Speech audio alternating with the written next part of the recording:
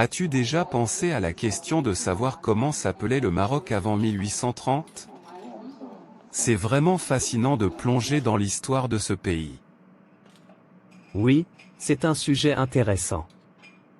Avant 1830, le Maroc était connu sous le nom d'Empire chérifien ou plus formellement, le Royaume du Maroc. C'était un pays riche en histoire et en culture. C'est vrai, l'Empire chérifien était un terme utilisé pour désigner le Maroc en raison de la lignée chérifienne de ses dirigeants, qui prétendaient être des descendants du prophète Mahomet. Ce titre conférait une légitimité religieuse à la monarchie marocaine. Exactement.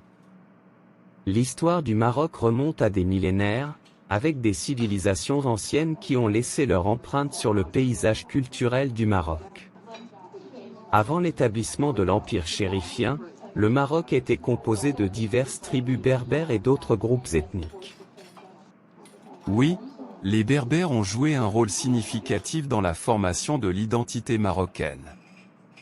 Ils étaient présents dans la région bien avant l'arrivée des Arabes et ont contribué à façonner la langue, la culture et les traditions du Maroc.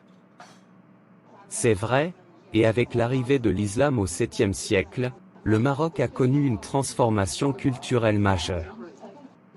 L'islam est devenu la religion dominante, influençant tous les aspects de la vie marocaine, y compris l'art, l'architecture et la gouvernance.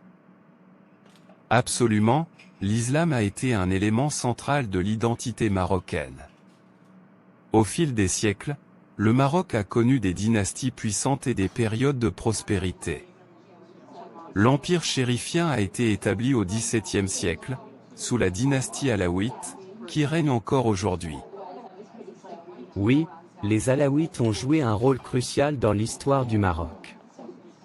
Ils ont consolidé le pouvoir et ont contribué à faire du Maroc un royaume unifié.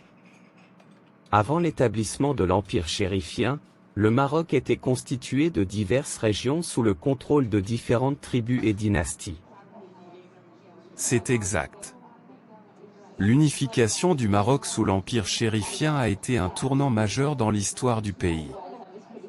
Cela a permis au Maroc de devenir une entité politique stable et de prospérer économiquement. Et n'oublions pas l'influence européenne dans l'histoire du Maroc.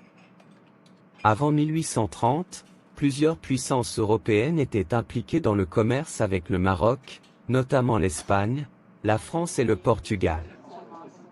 Ces interactions ont également contribué à façonner l'histoire et la culture du Maroc. Oui, l'influence européenne a été particulièrement marquée au XIXe siècle. En 1830, la France a commencé à établir son protectorat au Maroc, marquant le début d'une période de colonisation et de domination étrangère. Cela a eu un impact profond sur le Maroc et son développement politique et économique. C'est vrai, la période coloniale a été une époque difficile pour le Maroc. Le pays a lutté pour préserver son indépendance et sa culture face à l'ingérence étrangère.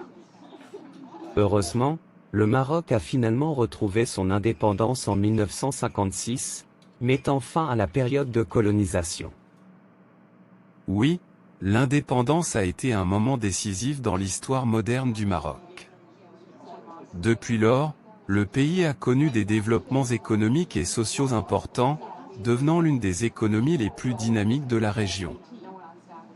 Absolument, le Maroc a réussi à préserver sa richesse culturelle tout en embrassant la modernité. Aujourd'hui, le pays est connu pour sa diversité culturelle, son patrimoine historique et son hospitalité légendaire. C'est un vrai trésor du Maghreb. Il est fascinant de voir comment le Maroc a évolué au fil des siècles, passant par des périodes de conquête, de colonisation et d'indépendance pour devenir le pays dynamique et multiculturel qu'il est aujourd'hui. Absolument, l'histoire du Maroc est riche et complexe, et elle continue de fasciner les historiens, les chercheurs et les amateurs d'histoire du monde entier.